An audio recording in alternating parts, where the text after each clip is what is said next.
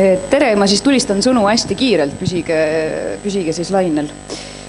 Austatud kolleegid ja muul kombel keha au sees hoidvad inimesed, minu lavastaja tee jooksul on alaliselt suurt rolli kandnud Microsoft Office 365.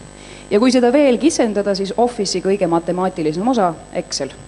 Seda mitte seetõttu, et mulle meeldiks õhtuti erinevaid tääbe avada ja numbreid eri värve triibutada, vaid sellepärast, et mulle meeldib olla teadlik, kuidas üks lavatükk lavale saab ja seda just majandusliku poole pealt.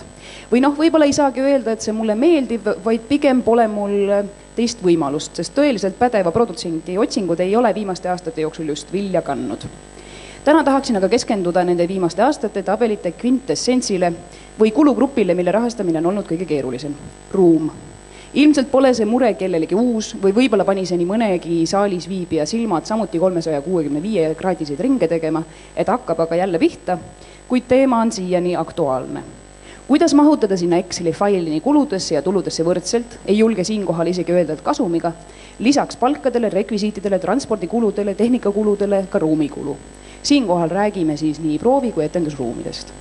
Kõigepealt oleks vist mõistlik süüvida sellesse, kuidas üks vabakutseline teatriallians või üksik kultuurisõdalane võiks oma ruumivajadusi katta, kui tema selja taga ei ole ühtegi produktsioonimaja, kuid samas on olemas muud osised, et luua potentsiaalselt huvitav kunstiteos.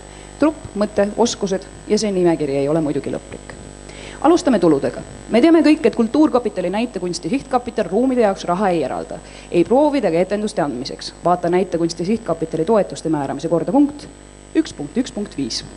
Võimalik on küsida maksimaalselt 150 eurot nädalase residentuuri ruumikulude jaoks, ehk siis teoreetiliselt peaks olema võimalik leida asutus, kus ollakse nõus kunstnike residentuuri võtma 21,4 euro eest päevas. Mul ei ole siiani õnnestunud. Samas on Kultuurkapitali toetuste maksmiseks vajalik minimaalne omarahastus 10%. Ja kui võtame, et statistiliselt maksavad keskmised kehapõhised vabatroppide projektid umbes 13–14 000 eurot, siis võib see 10% olla kuskil 1400 eurot.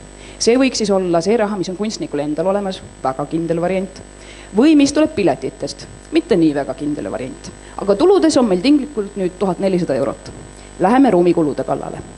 Kõigepealt võiksime ette lugeda need variandid, mida me ilmselt kõik teame ning kasutanud oleme. Esiteks tahaksin välja tuua Eesti Tantsuagentuuri ehk tantsuruumi, mis on ilmselt väga paljudele rõõmu toonud, kaasa arvatud mulle. Tantsuruum pakub nimelt residentuuripinda kui ka ateljeepinda ning hinnad on väga mõistlikud ja kui olla Tantsuliidu liige, tasutakse sinu eest kuni 90% ruumirendist ja üks tund tantsuruumis maksab 3 euro ümber. Ilus. Excel ütleb niisiis, et jäta üks kohvikus tellimata ja saad tund aega oma asja üle mõelda ning proovideks valmistuda. Proovideks enesteks ei ole tantsuruum siiski mõeldud, seega võime öelda, et Excel ikkagi ei klapi ning peame tantsuruumi vähemalt hetkel kõrvale jätma. Teine võimalus on kolida kuhugi linnast välja ja teha proove metsas, näiteks Massias, mis asub Läti piiriäärses leviaugus, mis iseenesest võib muidugi meeskonna produktiivsust tõsta. Ütleme, et lavastusmeeskonnas on 6 inimest, mõned tantsijad, tehnik, liikumisjuht ja dramaturg ja lavastaja, selline parajalt keskmine meeskond.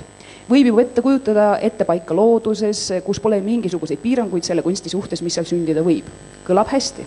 Läheme aga Exceli kallale. Nädal aega Massias koos liikmetasudega maksab sellele 6-pealisele seltskonnale 492 eurot. Järgnevad nädalad on pisut odavamad ja maksavad 420 eurot. Proovi tahaks ju teha ikkagi vähemalt 1,5 kuud, seega oleks prooviperioodi maksumus 2592 eurot. Tuletan meelde, et siia pole veel juurde arvestatud etenduste ruumi, aga Excel annab kõvasti punast ja lavastaja kitkub juukseid. Samuti ei taha tegelikult meeskond olla 6 nädalat eemal oma peredest, teistest töödest ja oma voodist. No Excel ei klapi. Aga olgu, võib-olla ongi see liiga ilus unistus, tuleme ikkagi Tallinnasse tagasi ja üritame siin ruume leida. Oma tsirkus 30 eurot tund, 6 tundi päevas, 180 eurot päev, 5 päeva nädalas, 900 eurot nädal, 6 nädalat, 5400 eurot proovide eest. Ei klapi. Muide, proove saab teha ainult kella 3 ja midagi maha ei saa jätta, sest kohe pärast proov algab beebi võimlemine ja põranda võiks ka ise ära pesta, sest koristajab 2 korda nädalas, aga beebi ei taha sõltumata sellest hiigises ringi rullida. Polügooni teatriruumid proove saab teha kuni kella 3, kõik tuleb ära koristada, päev samas odavam, 150 eurot, 5 päeva nädalas, 750 eurot nädal, korda 6 nädalat, 4500 eurot.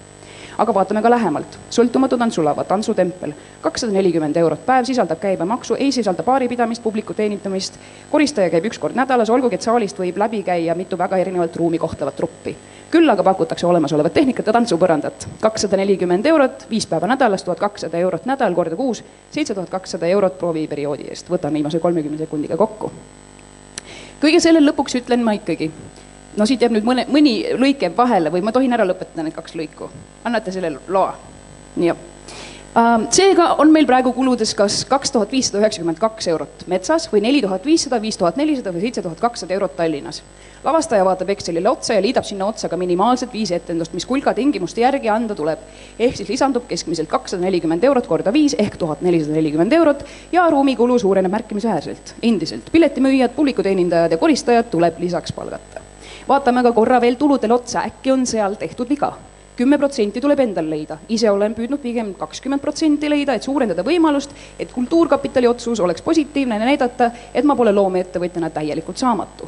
Nagunii ütleb terve mõistus seda, et 10 aastaga võiks saavutada iseseisvuse kultuurkapitalist, mis Euroopa normide järgi peaks toimetama nagu stardipakk, mitte alaline leivaisa. Igal juhul oleks esialgne ruumitulu 1440 eurot. Seega on meil praegusel hetkel ruumikulude katmiseks puudu keskmiselt 7200 eurot, mis võiks tulla piletitest. Võtame, et mediaanpileti hind on 10 eurot. Hea, kui saab müüa kallimalt, aga alati ei saa. Seega on 10 eurot loogiline. See tähendab, et ma pean müüma 720 piletit. Näiteks seesama saal mahutab aga maksimaalselt 70 inimest ja seda mitte igas asetuses. See tähendab, et ma peaks andma vähemalt 11 etendust täismajale. Excel ütleb aga, et raha üle 5 etenduse teha pole, sest muidu peaks hakkama juba meeskonnapalkadele vähemalt 35% otse maksma, mis tähendab taaskord tiirlemist rattas, tulud-kulud, Excel ei klappi. Kõige selle lõpuks ütlen ma ikkagi, et samas ma ju soovin ikkagi seda kulukat hobi nimega teater enda elus hoida, see on minu töö, see on minu kirg. Ja ma püüan leida lisavõimalusi siiski kuidagi otsaga kokku tulla. Seega läksin oma suurima abimehe Google'i kallale ja leidsin, et näiteks keskmine prostitutsioonitund Tallinnas maksab 70 eurot. Ja kui mõelda, et piletitest võib reaalselt tulla 70 kohta korda 5 etendus 3500 eurot, siis peaksin ma töötama missionäri poosis täpselt 50 tundi, et eelarve tasakaalu viia. Oma tagumise otsa pakkumisel saaksin hakkama 42 tunniga. Kurat, ma ütlen, sõbrad, Excel klapib.